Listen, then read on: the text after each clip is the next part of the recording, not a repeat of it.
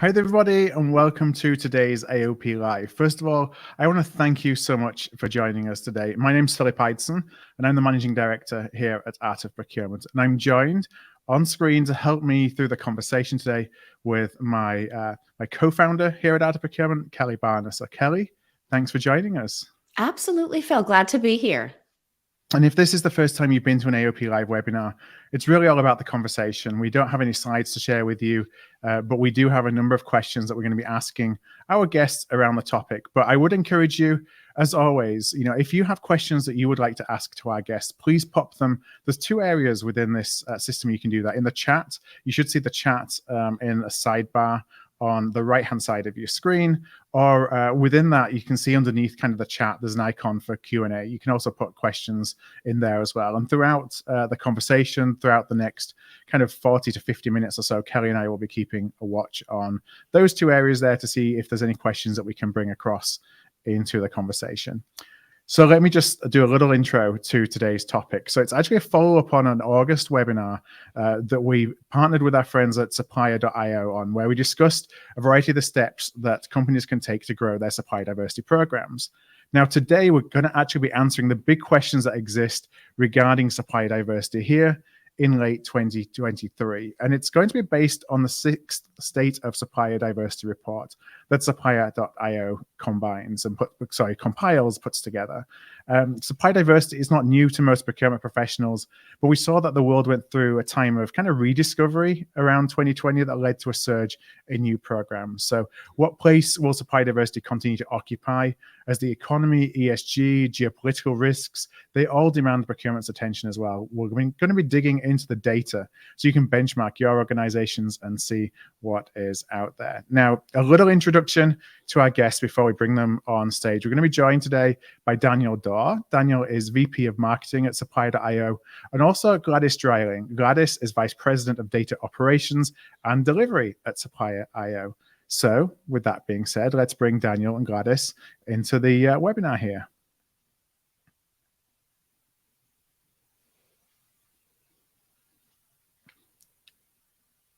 Here we go, and it's always a moment of the truth when we see that the webinar and the cameras and everything works perfectly. One of the joys of doing live. But Gladys and Daniel, I want to thank you so much for joining us today. Thanks for having us. Now, the first question, when we often do webinars like this, we ask about kind of backgrounds and the context in terms of procurement. Daniel, I'm going to ask you something different because I know we've asked you that question before, but I'm going to actually start with Gladys. And Gladys, your background is predominantly in data. So I just wonder if you could share a little bit about how you found your way to procurement and then supplier diversity in particular.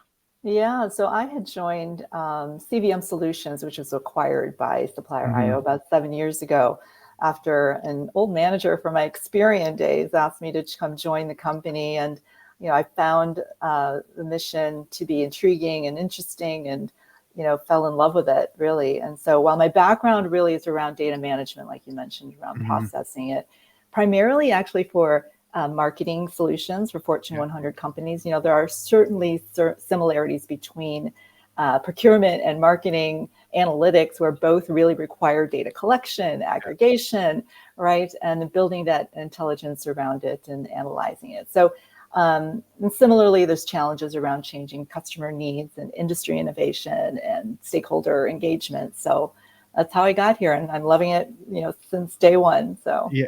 And certainly from a procurement perspective, I think one of our greatest opportunities and challenges is all around data. We have, obviously an explosion in the availability of data, but actually not really sure what to do with it. What's that helping us to do is just really overwhelming us. So I'm sure there's lots of ways that kind of you see that you can use the data and figure out what is usable and what's not usable and turn that into helping folks take action, which is obviously the benefit of this explosion of data, but also the challenge in figuring out how to do that.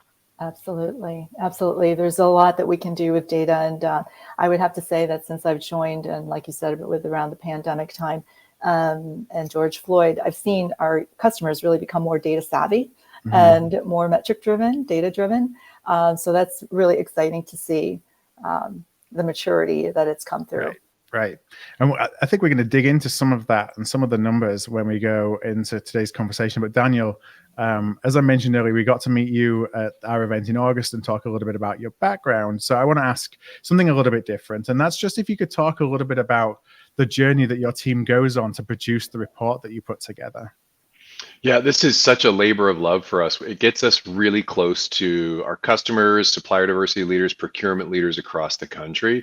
And so it starts with two types of conversations. It starts with conversations with folks like yourselves at AOP Live and asking questions, asking ourselves, like, what do people need to understand? What's different about this year? So every year we want to keep track of trends and see what changes in those trends, but we also want to make sure that the research is useful to organizations. And so we reach out to folks like you all.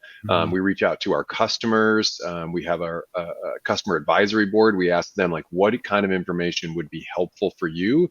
Because we don't just want this to be data, as you pointed out, Phil. We want it to be data that helps you make decisions, that gives you insights about what you can do and do differently. And so that's where it really starts with, is asking those kind of questions. And then it goes through kind of a data modeling exercise with Gladys and team to understand, okay, how do we get the answer to those questions in a way that is consumable and analyzable, if that's a word, and really, making it executable as well. And then obviously we then run the report. We partner with a number of organizations. This year we partnered with Insight Sourcing Group, NMSDC. We reach out to them and they also share the survey, as many of our partners do, to help get feedback. So it's not just Supplier IO customers that we're surveying. It is a real open swath of the market.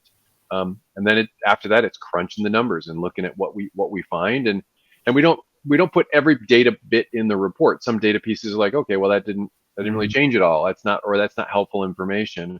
And so this year it was really around the themes were very clear in this year's data, which is what made it particularly interesting and fun to help process. Was trends were very clear. The big changes from 2023 and 2022, very clear. And then we had some very topical questions. I'm not sure if lucky is the right term here, but we hadn't pushed the survey out. And as we were about to do that, we had the Supreme Court ruling on affirmative action around university acceptance. And we thought, ooh, that's probably going to be important. And so we paused for a second. We updated our survey to include some of these more politically motivated questions to see what impact that it was having, if any. And then we kicked it off to get that data. So this year's report, really, really clean in terms of some of the insights, and we hope it's helpful for everyone. Interesting. Well, I'm going to go and ask a little bit about the details of that in a moment, but I do want to ask, you talked about you're looking to, and you're surveying kind of the broader community of supply diversity procurement professionals, as opposed to just a specific subset around those that, are your clients who, are probably more further along in their journey, just by virtue of being your clients. So I wonder if you could talk a little bit about, at a high level, what kind of companies, what kind of individuals with companies are those that are typically participating in your survey? Yeah, we really go for the variety. So we have some that have been doing supplier diversity for over 20 years. We have a number that have been doing it just for a year. This year, we even got a few that don't have a formal program, but are starting to focus on supplier diversity as well. And then we cover, a wide range of industries and sizes. We have $50 billion companies, and we go all the way down to $500 million companies to get a sense for what's going on at different sizes. And then, of course, different industries as well. We brought in healthcare, financial services, manufacturing, retail, lots of different industries as well, to sort of see if anything is significantly different across those industries. So let's start talking about the results. And Gladys, I'm actually going to pose this question to you. Kind of, how would you see that active exec level support actually impacts the supply diversity results that you found when you started looking into the numbers? Well, I would say the executives are making decisions and seeing how supplier diversity can really impact their business, the bottom line, right? So they are much more engaged in the supplier and reviewing supplier diversity results and helping formulate objectives and being able to influence that change with using suppliers who are diverse. So that's what we're seeing. Yeah. And Daniel, anything from to add to that from a report perspective? Yeah, in addition, so what we have historically done is looked up the value chain. So we talked to chief procurement officers, CEOs, and boards to understand what level of support there was. And so we continue to see that, as Gladys pointed out. This year, we also tested and asked people, what about cross-business? What about business leaders across the company? What kind of support are you seeing from them? And what about directors of procurement? Not your boss, the chief procurement officer, but the directors of and the managers of procurement across the organization. What kind of support did you see there? And in both cases, overwhelming support, over 60% of support for both of those, which was really exciting to see. That it wasn't just, and this is kind of hinting just to one of the big themes this year. It's not just supplier diversity in procurement, and it's not just supplier diversity for the supplier diversity manager. We're seeing business value and business engagement. 61% of senior business leaders support the supplier diversity program. 70% of sourcing directors and managers support supplier diversity. So it really is, supplier diversity leaders have done a great job connecting and on the business value across their organization. Yeah, and so that then drives that. Getting that engagement feels from a supply diversity and a procurement professional perspective like you're not necessarily in an echo chamber of trying to, proactively push why this is something that an organization can do. But when it starts getting that executive top level support, then it makes it easier to actually embed then in just day-to-day operations. And supply diversity doesn't become, it's something not different, but you know what I mean? It's kind of compartmentalized around, we're going to do a supply diversity program versus this is just the way we do business. Yeah, and that was a big takeaway from this year's report, and some of the data we'll talk about over the next few minutes is it really felt like in this year's data, supplier diversity is a standard part about how most companies are operating. It's not, a young man or a young woman with a spreadsheet off in a corner trying to figure something out anymore. It's got broad-based business support. It's got broad-based procurement support. It has executive support. And the way it is showing up in terms of the way we're using systems and data is on par now and moving to on par with any other function within the company. And Kelly, I'm going to come to you in a moment, but Daniel, I have one last question before I do hand to Kelly. What kind of trends are you seeing in the business drivers associated with supply diversity? So what's driving us to get to that point where it's now becoming more embedded just in general business operations? Yeah, this is one of those questions we ask every year: is what is driving your program? And when we started this, over 6 years ago, the big drivers were customer requirements and government compliance. And over the last 6 reports, which has been 7 years now, what we have seen is a significant shift. Almost universally, call it 81% of respondents say, hey, this is just how we operate as a company, right? It's aligned with our corporate culture and how we operate as a company. But this year, 66% said it helped them improve supply chain competitiveness, and 53% told us it enhances their brand image. And so clear business drivers for the organization, both of those absolutely critical, especially now. Supply chain competitiveness continues to be a differentiator for companies, but also brand. So that we have seen that grow and grow every year since we started the survey, and that we do it because it's required by customers and because it's required by government has gone down and down year after year, which is really exciting to see. Yeah, on the brand piece, what's interesting at least for procurement professionals, we talk a lot about how do you drive value beyond savings? How do you expand kind of the procurement value proposition and make procurement more relevant? A big part of that is tying into the top line as well as protecting the bottom line. And the top line, one of the biggest pieces of that is brand reputation management. And so that's a way that procurement professionals can actually have a difference and make an impact on the top line, which gets you noticed more by the CEO, as opposed to perhaps you reporting into a CFO and it's more of a numbers and a cost-based conversation. So connecting with those narratives is a way, I think, for procurement to get more involved and more relevancy, because we're looking at ways that we can drive top-line growth or impact top-line growth. Their programs are not just looking at the bottom line. Exactly. And that goes back to like data to help with programs. If you haven't connected with your marketing counterparts and you're leading procurement and supplier diversity, you absolutely should be doing so. You have tools and data and value that they may not even know to ask you for, right? If you haven't been connecting with your line of business counterparts, huge opportunity for you to do so. Again, you have so much value to offer them, and they may not realize it and may not know to reach out to you. Kelly, I'm going to hand over to you. Sure. So actually, Gladys, to follow on some of what we've been talking, I want to bring this back to the data. Phil had mentioned that procurement is constantly trying to not only be aligned with business objectives, but demonstrate how aligned we are. If we think about how we can do that through our work in supplier diversity, are there opportunities for procurement to demonstrate that, yes, we're not just thinking about savings, that we're looking at overall business objectives, but doing it in supplier diversity by actually measuring and reporting on our impact? Where does data come into play around the impact piece? Oh gosh, well, they always say, right, if you measure it, it'll improve, right? If you can't measure it, you cannot change it. So whatever you measure will be recognized, and leaders will see the results and will be able to show progress on it. So in terms of data, obviously tracking spend across the organization's supply chain and the various divisions and business units, and by their brand image, like we had said earlier, that's very key in order to measure the increase in diversity spend across the organization, and not just how much that they're increasing, but how it's increasing, what's driving that increase.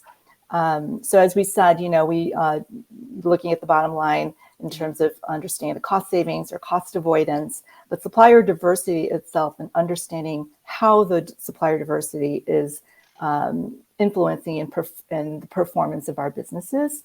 One of the great ways to strengthen that connection is to measure the economic impact of partnering with diverse suppliers across the local economy and communities. So measuring how supplier diversity can create jobs and better health and education and innovation and underserved communities, which in turn, can lead to competitiveness and sustainability. These are types of metrics that really sends a powerful message across the organization and stakeholders in the community. So I think those are very powerful types of metrics and data that can really influence the use of supplier diversity programs. One of the other things, excuse me, that I'm interested in is, there's this issue of data quality that procurement talks about a lot. And I actually forget where it came from at this point, but I had heard or read somebody say there's two different kinds of companies. There are companies that have data quality problems, and there are companies that know they have data quality problems. When you think about, so if we can all say, hi, my name is Kelly and my company has a data quality problem, to look at a problem of that size is so overwhelming. Where do you start? Is starting with the business case of increasing supplier diversity almost a way to come at that backwards? So instead of saying, I have a data quality problem, come on, everybody, we need to fix it. Is it more effective to say, there's something specific I'm trying to achieve in supplier diversity? There's a data roadblock between me and my team and being able to achieve that. Does creating a more specific business case almost set procurement up for success more because it gives you something more targeted to start from? Absolutely. Coming it from the back end in terms of what are your goals and understanding what your goals are, and figuring out what are those quality challenges that we're trying to get at. Those are I would say, the strategy and ways to overcome some of those data quality challenges that we have. So data quality could mean in terms of coverage, in terms of the data that may be missing. It could be because we don't have the source of that data, right? Mm-hmm. So it could mean different things depending on those challenges that are being faced. It could mean the recency of that data. How old is that data?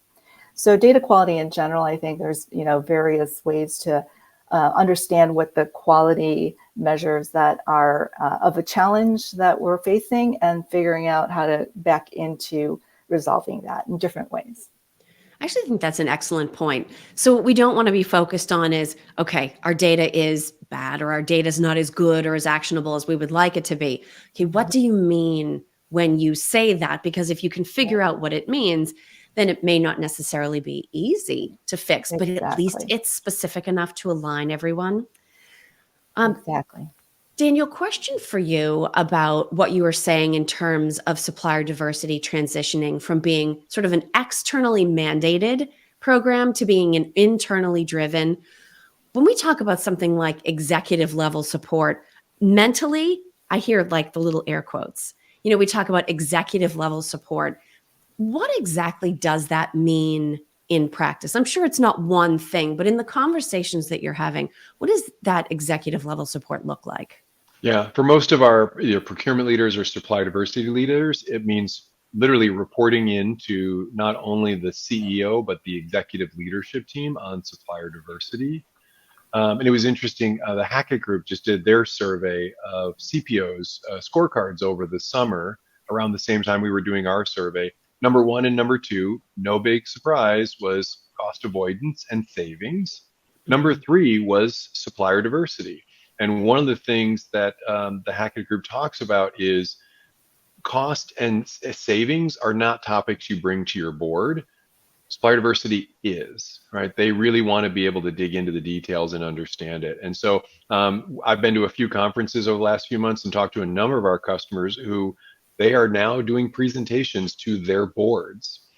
So if you're excuse me, if you're not a comfortable presenter, now's a great time to practice, because many of us are being called and asked to present to leadership teams, senior executives, and even the boards in terms of what's the status of the program, what does it mean for us as a company. And the other thing, a lot of our supplier diversity leaders are back to the data question. Sometimes we don't have the data, but we do have great stories. Supplier diversity managers have amazing stories about how diverse suppliers are bringing in innovation, how they are helping save cost, winning new opportunities, helping the brand. And so I would also say that what we're hearing from our supplier diversity leaders is they're not letting data quality get in the way of advancing their initiatives. And so to the extent they can, they bring in the data. They report on the state of the program, the percent spend, the dollar spend, et cetera. And in really great cases, the human lives that have been impacted by the program. But they're also going in with stories about what it's meant to the company as well. Now, you raise an interesting point about that. So procurement might be asked to speak to a sourcing team, to a budget owner, to a VP, to the C-suite, to the board even. What are some of the things that we should think about, both in terms of the type of information we impart, right? We've talked about specific data, but I also think storytelling can be very powerful, as well as the ask. As we're preparing to go in for some level of meeting with somebody in an executive leadership role, how should procurement be thinking about what do we tell them? And then what are we ultimately asking them for? Yeah. So we'll start with data, because we love that, right? When we asked what people were reporting, the number one thing was spend in terms of dollars, and the number two thing, very close behind it, was diverse spend as a percent of total dollars. By and large, those were far and away, almost everyone were using those two metrics to report on the state of their program and as a benchmark. In some cases, people were using benchmark data as well to sort of say, how do we compare to our peers, to provide context for those numbers, right? Was the other thing. And then on the storytelling side, we've heard so many great stories. We talked to M&T Bank recently, which is a regional bank. And through their supplier diversity program, they identified a diverse supplier to help them redo their signs. Not only, by the way, did M&T Bank use a local, small, and diverse supplier, because they were being a part of the community as a part of their brand, it actually had a huge impact on the visibility and the awareness of that bank in that region. And it's actually done better for them than any marketing program has done. And really exciting to finish this story on a high note, that vendor, his business was growing, became a business customer of the bank. Now that's a great story to go in and tell your board about how not only is supplier diversity, and not only are we growing our diverse spend, but we are changing the community and improving the community that we work in, which is part of our brand. And the result of that is a better brand recognition for us and more customers. Yeah, best case scenario. Yep. Now, how about the ask? What is it that procurement might be looking for different levels of managers or executives to do to get that support and sponsorship and engagement? Yeah, there's two things. The one thing that they're asking for, and I think and Gladys mentioned this as well, which is the business level engagement to their supplier diversity program. So if the company has X goal, supplier diversity managers are now able to go into those executive meetings and say, okay, we as a company are at X. However, Kelly, you're a little light this quarter. Philip, great job. Your team is exceeding, and that's where those visibility of those numbers. So the ask is, Kelly, what are you going to do to get your division, your location, your business unit up? Yeah. That's a big part of it, and making those numbers as visible for supplier diversity as it is for cost, as it is for revenue and shipments, just like any other business metric. And that's what we're seeing more and more, is with that visibility comes the ask of, how are we going to work together to help you grow your program? The second ask is, supplier diversity, like any other part of the company right now, is struggling with staffing and budget. Right? We took a hit just like everybody else did this year. That came through in our data as well. So while support has grown, we're still struggling a little bit with budget and staffing. And so that's one of the areas supplier diversity managers said they're looking for help. And then we did see a lot of work on the technology and data side, is more investment in helping them with their digital transformation and their data analytics. Yeah.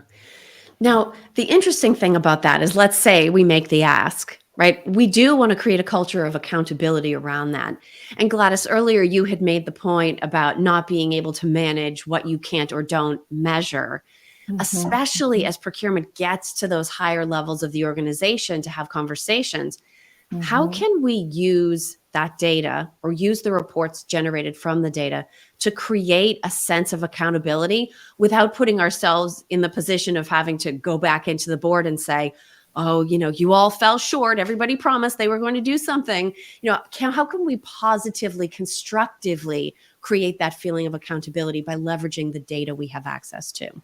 I think one thing that we need to make sure of is that you're constantly in touch and tuned with getting updates to information that you have. So updating the data that you do have to make sure that, are we aligned, and be able to adjust as needed. So get that data in a timely manner to get your analytics together, to be able to see, okay, how far off am I, or am I, is there another avenue, another way that we should attack the goal? So for example, maybe if you're looking at a specific commodity that you may be, not spending as much as versus another, but if we spent it in this commodity, we may have a higher increase in our WBE spend.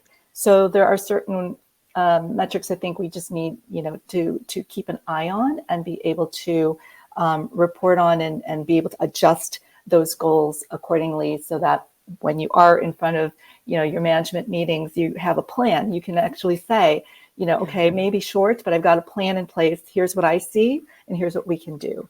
So I think that's really important, to be able to have that data and those metrics available to you as much as possible at all times, and be able to react and be more proactive in planning, adjustments as necessary.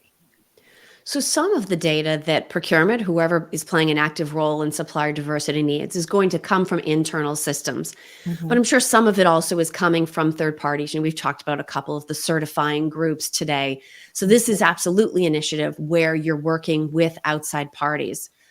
What are some of the top data types that you're hearing these programs, these supplier diversity managers say, I absolutely need this piece of information in order to do my job? Yeah, obviously certifications is a big deal, right? So making sure that the suppliers are certified by a reputable, recognized certification agency, that is one for sure. However, I've also seen an increase in customers recognizing self-certified suppliers, where they're not certified by an agency, but they're attesting, they are saying who they say they are. But customers are using this in a way that they're proactively reaching out to them and saying, hey, you know what, we're spending a lot of money with you and perhaps influencing them to become certified if being a truly certified supplier is part of the requirements for the customer. So, there's ways to be able to recognize that from our data to understand who is self-certified. And so I would say the certification is key, as well as obviously, making sure that it's the most up to date as possible. And also, determining where are they falling short, like understanding where are they in the various diversity categories maybe be falling short. So they can, again, find ways to increase MBE spend, minority business spend, or veteran spend. So those are probably the top things that I'm hearing about. Yeah. But I think, Kelly, it's important as Gladys pointed out, the certification, for example, is as we have grown up and we are no longer that pet project and we are core to the business, we are now held to the same level of standards as other parts of the business. You can't say you have revenue and tell the world we have X revenue and not be able to prove it to auditors. You can't say that you have 10% diverse spend, 7% with minorities without being able to prove it and be able to say we have a data quality initiative. This is why the data is accurate. To be able to audit that data and find the certifications. We spoke to a CPO a while ago when he joined his financial services company years back and took over the supplier diversity program. He had asked, how are we identifying diverse suppliers? And the response was, well, if they sound diverse.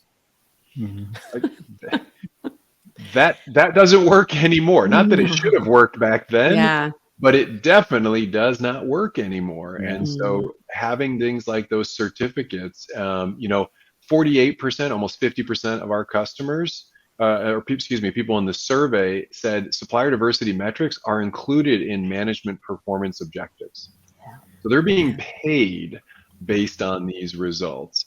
That's, same way we pay sales reps commission based on sales. So the same level of rigor and data quality. So it may be less about like new types of data and data sources and all sorts of bells and whistles. Data quality, really, really important if our business depends on it. Well, and I think that's a great transition, Daniel, to actually a question that AJ has asked in the chat. And let me put this to you.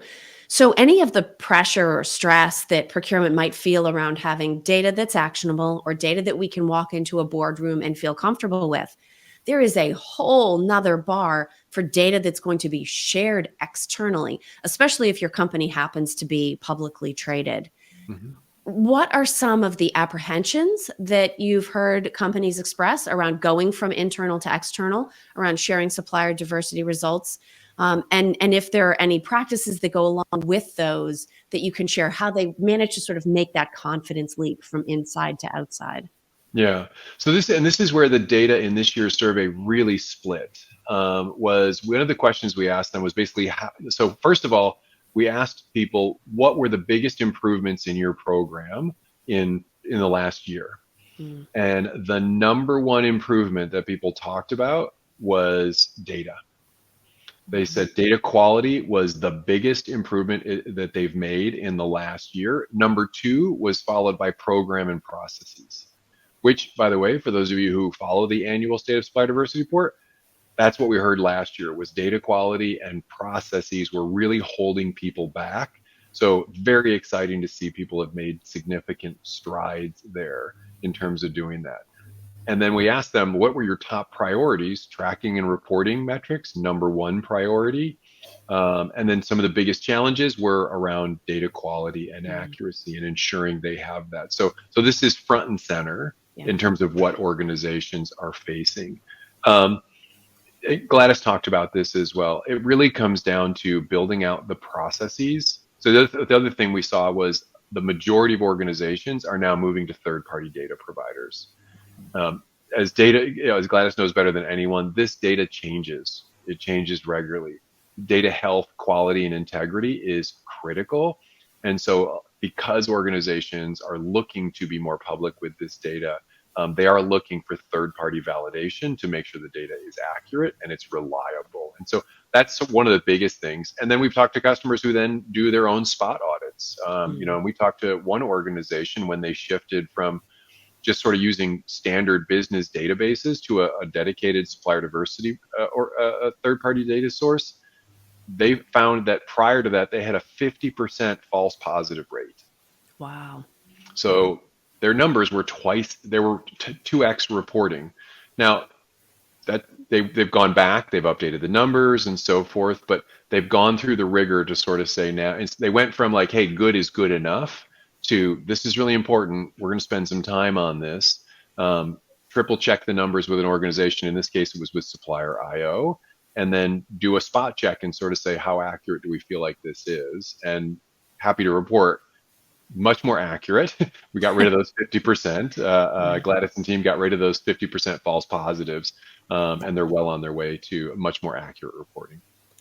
So Daniel, one last follow-up question on that, and then Phil, I'll hand the floor back to you. You know, you talk about some of those auditing challenges, some of the changes happening in the data. What are the processes, whether inside the company or outside in the markets that we're sourcing from, that are driving all of that change? What is it that makes that supplier data quality such an ongoing challenge? Yeah, I'll start on this, but I'll tell you, Gladys knows this way better. She lives this on a day-to-day basis. I can answer that. Yeah. Yeah. Do you want to take that one, Gladys? Yeah, no, so that's great. So, you know, with data itself, what's interesting about supplier diversity is the nature of the data alone is really volatile in nature. So meaning what we've seen is about a 23% churn in certification changes due to factors like, you know, their certification is expiring. The supplier just didn't renew. The supplier may have gone through a merger and acquisition, or there may be just a delay in their renewals. What we've seen is that, you know, typically when a supplier has to renew their certification, they may have to resubmit all the paperwork over again. So, you know, if they didn't submit that one piece of paper, that it may delay their renewal. And we've seen the average is about a 2-month period before that renewal takes place, is reactivated again. Their certification is reactivated. So it's very volatile. And in addition to some other things that we've seen are, you know, since we do the gathering and collecting of over 400, I'd say 300 specific councils and agencies that are public out there, data formats change. Data, you know, new data is inserted, and we don't get alerted every time. So we have to make sure that the processes are in place to detect when there's a change and be able to act on it immediately, and course correct our database, course correct our processes. You know, figure out what happened here, what's new. So it's such a volatile data out there in terms of the certification space.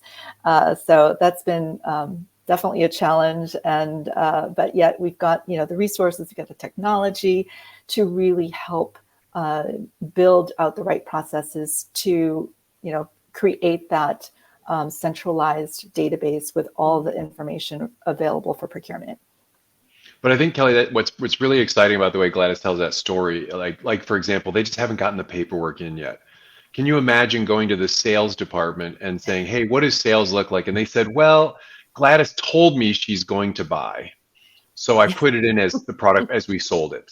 Yeah. But we don't have the paperwork in yet, right? No company would obviously accept that today from a sales perspective or other contractual obligation perspective. And we have in the past in our supplier diversity programs focused on the intention, and yeah, they're self-certified, it's expired, but don't worry, they're getting it taken care of.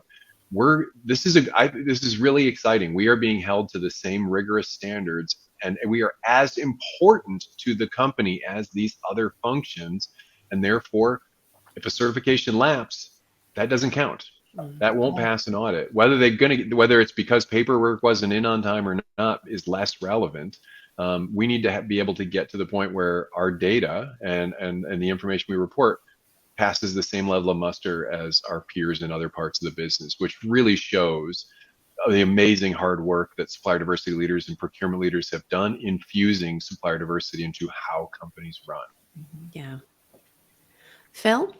Yeah, so and it's been fascinating to listen to the conversation over the last 20 minutes or so. And I wanted to jump on something that we alluded to a little bit earlier, and that's around the impact of both the economy and politics on supply diversity space. Now, I want to make it clear it's not necessarily a conversation or a question around political opinion, but more we can't get away from the fact that politics plays a role in what we are doing as organizations around the supply diversity space. How are you seeing the changing winds of politics and the economy? And I'll ask this, Daniel, to you first of all, actually impacting the commitment that organizations are willing to make to growing supply diversity. Yeah, so this was we started the research this time, and we were looking at two headwinds to programs. And the first one we thought was the economy. And we wanted to ask people, hey, is the economy, impacting your program negatively? We were also concerned were ESG or environmental regulations, since they're growing so much, is that pulling resources away from your supplier diversity program? When we started our journey, we didn't even have politics on the roadmap for this year's survey. And it wasn't until the affirmative action ruling with the Supreme Court that it suddenly literally exploded onto the scene. And so we spent a lot of time not only surveying people, but also doing media research, looking at what was going on in our customers' programs, having more detailed conversations. And I have to say the response was very encouraging. So when we asked about what impact politics have had, if any, on organizations' supplier diversity program, in our survey of hundreds of supplier diversity leaders, 89% said politics has had no impact or a positive impact on their program. Basically, 89% said, no, we are in this. It's how we do business, no impact. In fact, 20% said they even got more support because of the current statements around politics and so forth. And 16% said they would actually be more public. And so while there are a lot of stories in what you might call, say, the mainstream or even the political media, we also looked at what was happening in the business side. We're looking at organizations like yours that are having conversations around supplier diversity, and what kind of conversations are we having? Universally, no change. Very positive conversations about how to do it, what it means for organizations, and how organizations are implementing it. So we saw almost no change after the ruling. We have seen a few high-profile lawsuits, and this is, I think we're all going to get very savvy, if you aren't already, on how to parse media coverage. We had a number of customers who were sued. One of the most recent examples was Starbucks. By the way, the lawsuit happened well before the affirmative action case with the Supreme Court, and they were sued. Which made front page media coverage, right? Starbucks, a big name. The lawsuit got coverage. What didn't get as much coverage was it was thrown out, and they were accused of a frivolous lawsuit. So some of this is just parsing the noise in the media, but we saw repeatedly in this year's research, supplier diversity programs are having huge positive business value for the organizations that have implemented them. And those organizations are still, politics has not impacted their program. And if it has, for the most part, it's been for the positive. And how about from a sustainability? We think about ESG and we put together sustainability and CSR with supply diversity, and we don't really talk about governance too much. It's always kind of those two areas. Now, do you find that there's a what's the right way of saying it? Like a battle between sustainability and supply diversity for resources, or the organizations are looking at those two both, you kind of on a path together, that there's a requirement to invest and be deliberate about managing both those elements of ESG?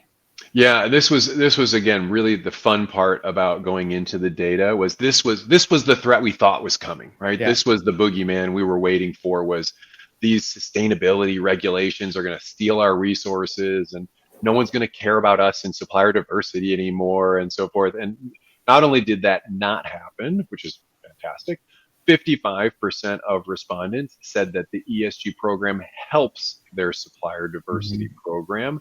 29% said they report into the same organization, and 38% of respondents told us they manage and report on both social and sustainable programs. So we're seeing just the opposite. This is, of those of us that were concerned about resources being taken, just the opposite. Resources are being combined. We're getting some synergies between these two programs, and many of our leaders are looking holistically at the impact their companies have, not just on the communities they serve, but on the planet they're a part of, which is very exciting to see. Yeah, it's great to hear that it's not one or the other. That there's a recognizance of the value that can we be can driven. do both. We can, Yeah. and companies are saying we can and will and need to do both. And that was, I can't emphasize, we were really nervous going into this year that ESG and the economy, by the way, was going to really sideline all these programs. After, as Gladys said, 2020, and it really took off, huge investments, and we thought, ooh, this was the biggest test we've had for our supplier diversity programs in a while. And supplier diversity managers, you have passed with flying colors. Your executives are still engaged, programs are still supported, and you're actually getting help from your ESG counterparts, which is great to see. Yeah, and just to add that, from a data perspective, so data is very similar to what we deal with from supplier diversity when it comes to certification and, validity and recency and all that. So there's a lot of similarities from there, and that's what makes it somewhat, easy to build a similar framework, I would say, and embed, the entire ESG ecosystem into what we do today in terms of supplier diversity. We have the same types of data challenges and changing data, changing regulations, new things to report. So that's what I think really makes it exciting. And like, Daniel said, that it was exciting to see that it hasn't really stopped us, and continuing to forge ahead with, building solutions that not just support supplier diversity, but ESG. Yeah, I feel like we're still in the relatively early stages of figuring out what I don't want to say necessarily rules, but how we still measure and monitor, and kind of the generally acceptable principles of measuring business value from both a sustainability, from a sustainability and a supply diversity perspective. And we'll look back on this period as being the period where we kind of started to figure it out, and then this becomes the benchmarks that organizations will then drive their programs to in the future. Yeah. Daniel, you mentioned earlier about one of the challenges of, from a resource perspective and a budget perspective, that supply diversity professionals are being hit just as most other parts of the organization are, which brings me to think about, well, how do you do more with less? What are you seeing in terms of where the most areas of focus are, given that kind of context from supply diversity managers today, from the reports? What's their general outcome? What are some of the challenges or areas of focus that you're seeing specifically from the data this year? Yeah. So it's a great point, Philip, because everything wasn't roses and sunshine, right? This was not an easy year for supplier diversity managers and procurement teams by any stretch. So while we have greater executive support, and while it doesn't seem like politics or the economy have slowed down organizations' resolve for supplier diversity, and that we're now kind of integrated in a standard operating procedure of the company, we're not little pet projects anymore. That's all great. That also means that we are a part of the company, and we get all the pros and cons of being a part of the company like any other. And so last year, the biggest challenges people said was finding diverse suppliers. Far and away, the number one challenge organizations were having was, I can't find the suppliers. This year, most organizations are using third-party data sources like Supplier.io. They're having that problem was significantly reduced. The two biggest challenges this year, staffing and budget. And so just like any other department this year that went through a difficult economy, was budgets were cut, and attrition was allowed to happen without potentially refilling those roles. And so organizations are being asked to do more with less.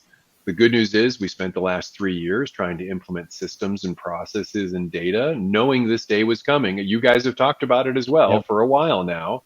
That we needed to be able to scale, and we needed to be able to do, there was a day we were going to need to do more with less, and 2023 has definitely been the year for that.